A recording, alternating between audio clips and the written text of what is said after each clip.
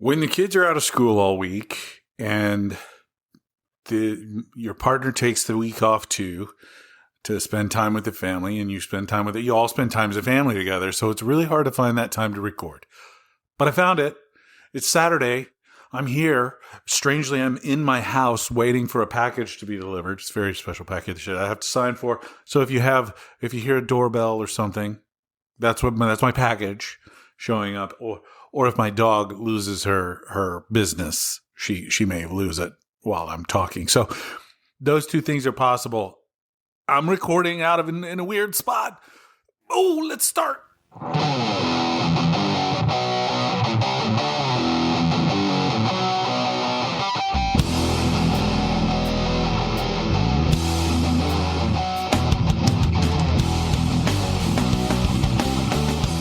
Welcome back to Trent Takes On 2.0. I'm Trent from the title of the show, and I'm back on a Saturday.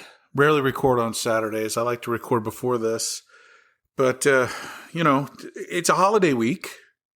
Thanksgiving was just a couple days ago. I hope everybody had a lovely Thanksgiving. I hope everybody got to spend time with their family and friends, and that you were safe and sane, if you will.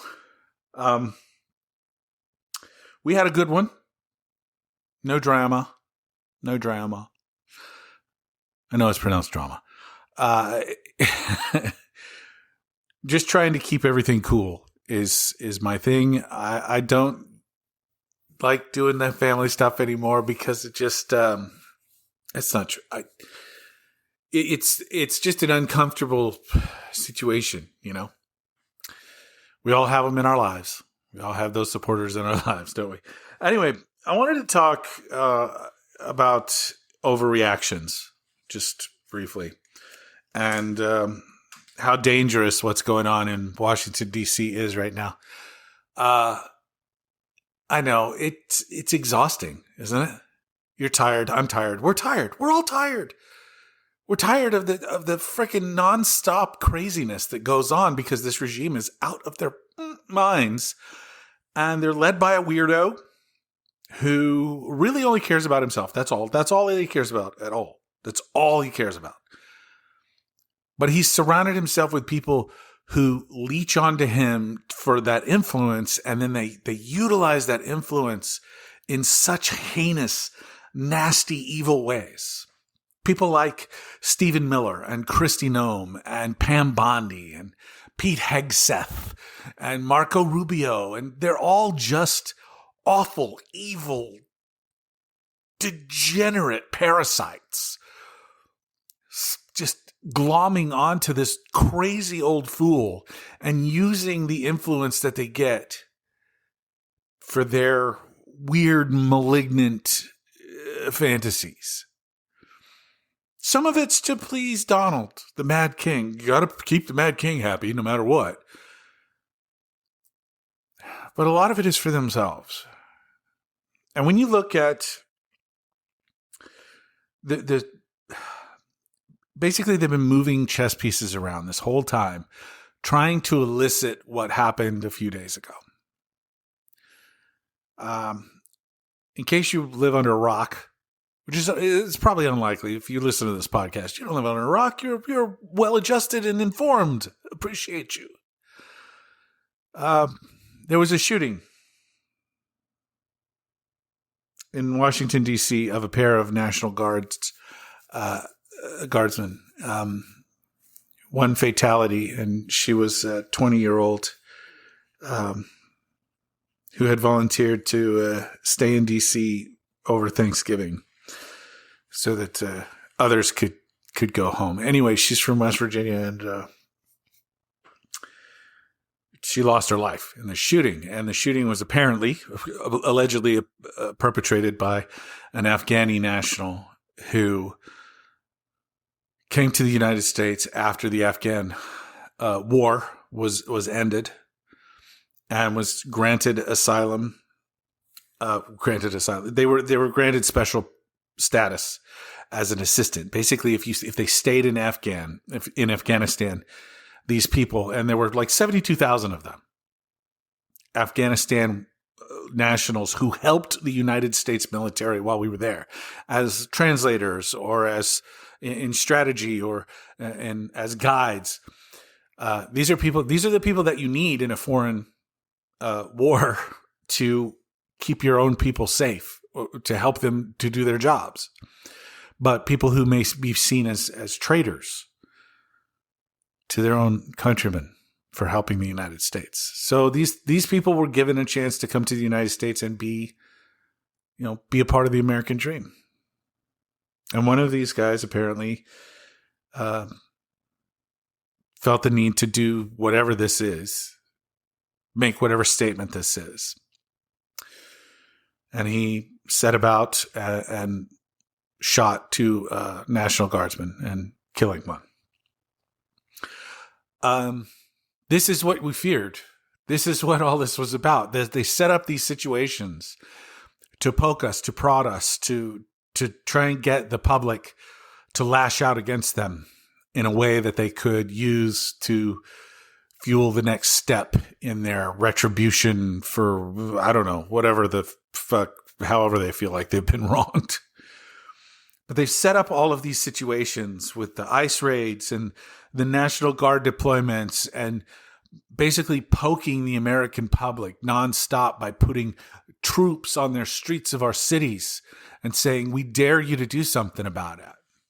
All of these, I believe, all of these national troop deployments have been deemed illegal in federal courts. None of them have been done with the governor's approval, with the exception of the latest in Memphis, which is going just as poorly as all the rest of them. But the regime did all this stuff to try to goad us into responding with violence, and it's happened. And now that it's happened, they are utilizing this as their Reichstag fire. If you know anything about history, the Reichstag fire was the reasoning behind Hitler declaring martial law and allowing Nazis to basically take over the policing duties of Germany. So they want to utilize this. They're using things like remigration. Anyway, it's ethnic cleansing is what it is. They're talking about deporting all third world persons. They're talking about denaturalization. In other words, people who have come here, who have gone through the process and have become American citizens. They're talking about stripping that citizenship from them and sending them to foreign countries that they're no longer citizens of. It's racist. It's ethno-nationalist. It's gross. It's disgusting. It's vile. They're attempting to paint everyone who has come here from somewhere else with the same brush. Like this one madman does this one atrocious thing and everyone has to pay the price for it. But it's not the same. Like, this is not the same bar that we treat, white dudes with. I mean, if that were the case, there would be no more lacrosse teams in colleges in the United States, for example, if you know that reference. But it seems like mass shooter after mass shooter after mass shooter are just white dudes with guns. Do we paint all white dudes with guns with the same brush? No. What's happening is this regime is attempting. They know that they're failing. They're horribly failing. The economics of this country are absolutely crumbling before their eyes. They have no response to any of it because they don't know what they're doing. The one saving grace is that the Trump organization is both ridiculously corrupt and can't stop stealing, and they're also ridiculously inept, and they cannot do anything right. And that's the thing that's key, that's saving us from a real easy fascist takeover. because they're so bad at it and they're so corrupt, they're fucking it up left, right, and center and giving us a chance. There's a chance. You still have a chance to save your country. These are, I say this every week, don't I? These are dark times. This is difficult. This is hard stuff. These are the things that I look at my kids and I don't want to alarm them, but they're living in a different world than I grew up in. When we say that we are more divided than in modern history, that's no lie. All for what? For what? So that the rich can run away with more money? And these ridiculous true believers like Stephen Miller and his ilk, they get something out of it. They get the cruelty out of it. They get to be happy about the cruelty that they get to inflict on other people. People that they see as invaders to your land. This isn't even your country. This is my country. We were the first invaders. The Department of Homeland Security sent out a Thanksgiving tweet that says there's no room at the Thanksgiving table for foreign intruders. That's exactly what the first Thanksgiving table was, my friends. It's almost a parody of itself. There's so little self-reflection. There's so little self-realization. It's so gross. And it's gross. And the only thing we can do is continue to protest, continue to try to find leaders who will represent us in Congress that stand up for our values. And like I keep saying, as dark as these times are, the tide is turning. The sands are shifting. It came out yesterday, a story in the Wall Street Journal. I believe it was the Wall Street Journal. Whoa, I may have just inappropriately quoted that. Pete Hegseth, who is the Secretary of Defense, claims to be the Secretary of War. He's just a Secretary of Drunken Madness is what he is. He's been giving orders to blow up these little... claiming they're drug runners' boats, but it doesn't matter. They don't have, there's no right by which you can just commit murder on the open seas, no matter what. But they're doing it anyway. And apparently, they had 2 survivors of one of these attacks who were still alive and floating in the water, and his response was kill them all.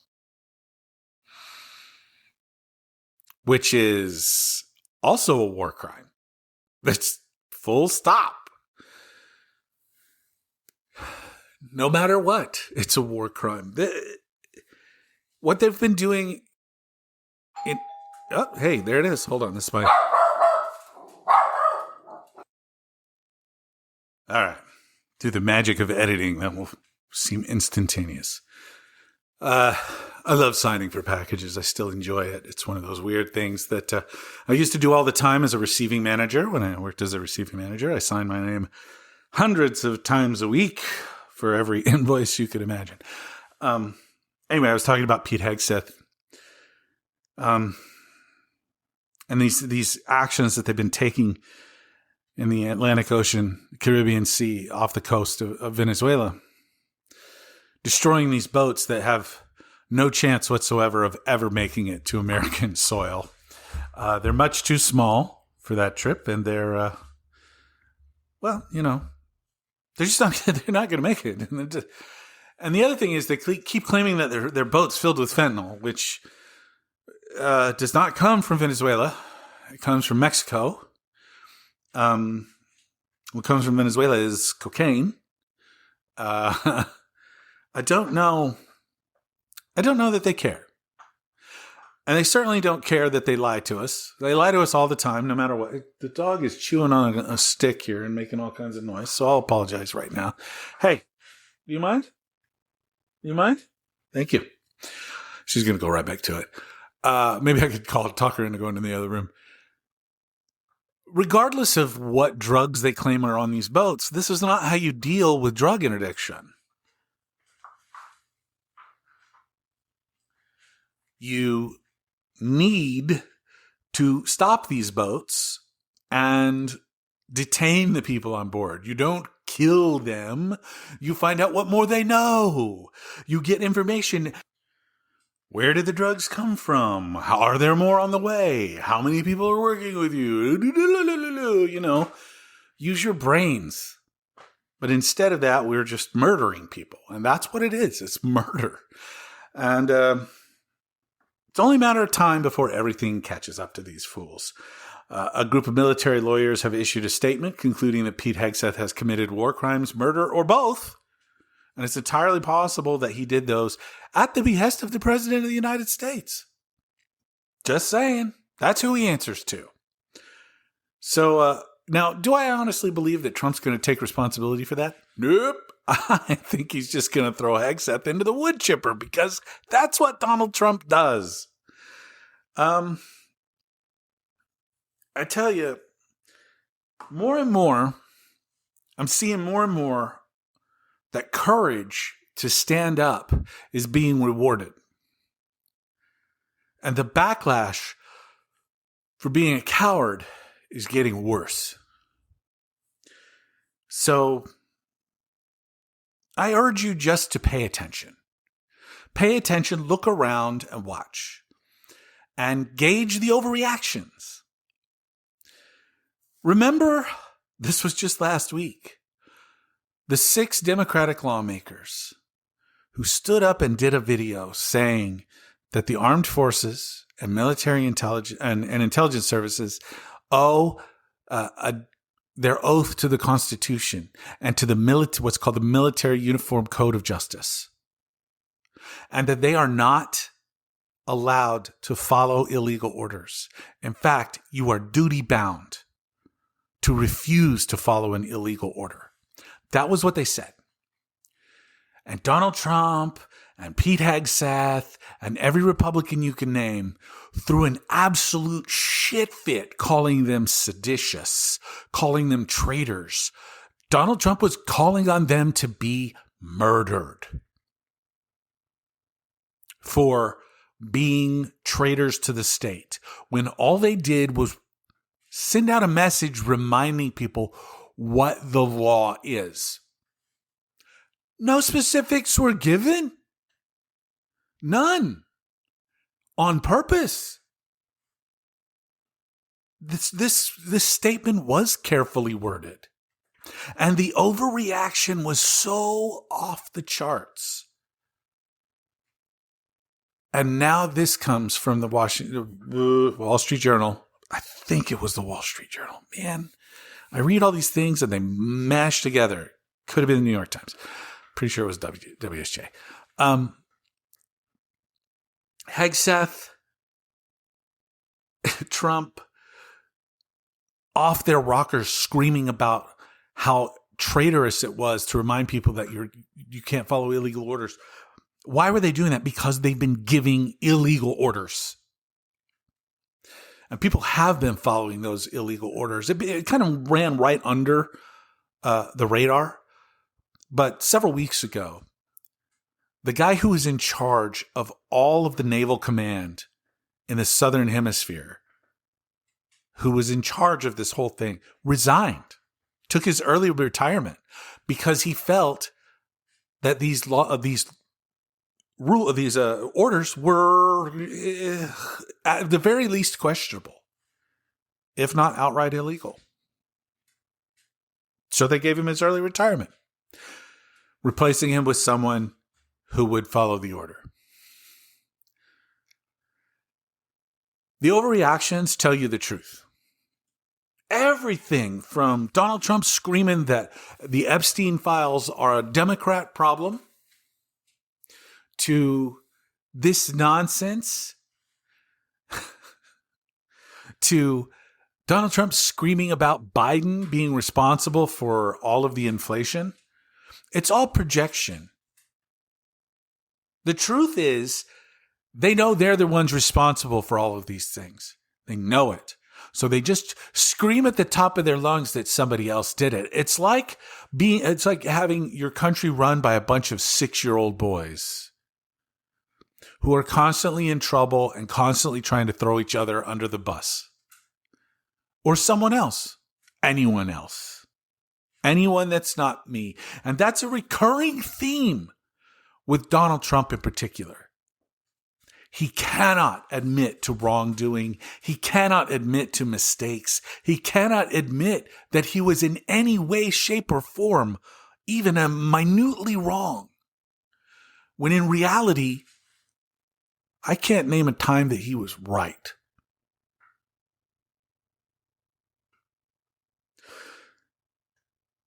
These things are going to come to a head, and they are going to come to a head quickly. I urge all of you to pay special attention to a special election that's happening this coming Tuesday, December 2nd, in Tennessee's, I want to say 7th district. I've been reading a whole bunch of different district information, like the crazy Republican that's in charge of Texas, or that was elected out of Texas's 22nd district. He's super mega Trump. He's retiring at the end of this term because, yeah, he knows. They're starting to figure it out. Marjorie Taylor Greene's leaving her seat on January 5th. 2 days after she reaches 5 years of public service, in which case she gets fully vested in her pension. Yeah, it's a good choice, by the way. There are likely to be more defections and more retirements from the Republican Party, especially from the House of Representatives. This is going to turn, and turn pretty quickly.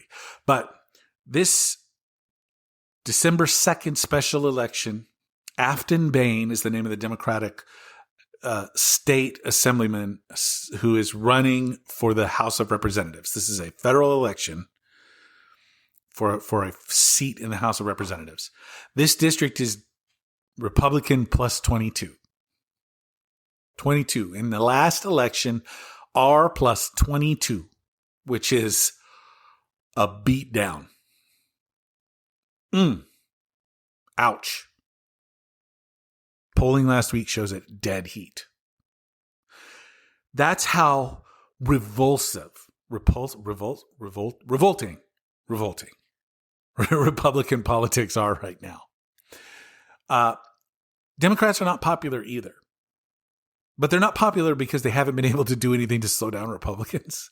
And when they have been in power, they haven't done anything. They've allowed Republicans to gum up the works. And then when the Republicans are in power, they never allow the Democrats to gum up the works because they're assholes and they don't mind breaking the laws and or rules to get what they want. But if somehow, some way, through some miracle, Afton Bain pulls that off and the Democrats win an R plus 22 election, a seat that Donald Trump carried by 22 points. If they lose that one, that's a sign. These are the canaries in the coal mine for the Republican Party. And they saw the off-cycle elections back in November, and they were like, holy crap, that's scary as hell. If this one goes that way too, the rats will start to flee the ship because it's officially sinking. So, if you know anybody that lives in the greater Nashville area, give them a ring. I don't. I don't know. Offer prayers, I guess. I'm not a prayer kind of guy, but I'm kind of praying this time. These people need to know that the Republican Party needs to know that the American people aren't going to stand for this. Cannot stand for this. Cannot stand. These aggressions cannot stand.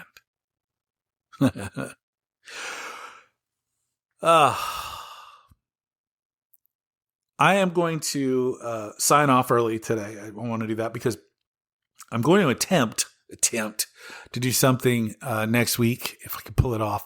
I'm going to have my buddy George, who is my partner in crime on the No Plan, No Problem podcast. Man, I think the problem with it is I can't even say it. No Plan, No Problem, name of the show. I'm going to have George come on and do a Trent Takes On with me. You know, the two of us sitting in my studio, a.k.a. the garage, and we are going to let it rip. And I think it'll be a lot of fun. Please check out that show. It is also a lot of fun. It's way more mellow than this, but it's also very, very heavy at times. So, hey, if you like the sound of my voice, there's more of it. Yeah. And I try to crack as many jokes as possible on that one, I swear. I do want to thank everybody for being with me, as always. Thank you, thank you, thank you. And please share this with your friends. Share it with people who need to be shaken away. Shake you awake, man. I want you to be in the game. I want people that you know to be in the game, because when you're all in the game together, you feel better about it. That's called community. It's pretty neat. And I wish you all the best of luck. I hope you had a great Thanksgiving. I hope you're enjoying the boycott of Amazon and Target and Walmart. I know I am. It's good times.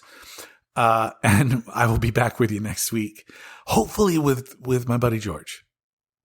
So we'll see. We'll see. We're going to record our show and then right after that, do this show. So we will talk to you before you know it. Until then, please, please, please be good humans. It's the very least we can do. Appreciate you all so much. Love you.